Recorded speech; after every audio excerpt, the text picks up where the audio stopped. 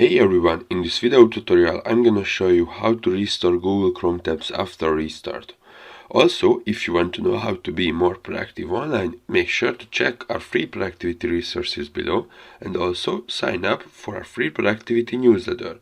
But now, let's see how to restore Google Chrome tabs after restart. So the first step is open Google Chrome and here, right click on the tab bar and select reopen closed tabs.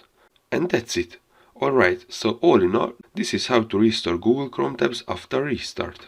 I hope you found this tutorial useful. Make sure to check out our AI productivity prompt database that you can download for free and which contains over 1,100 plus AI prompts that can help you to improve your personal and work productivity.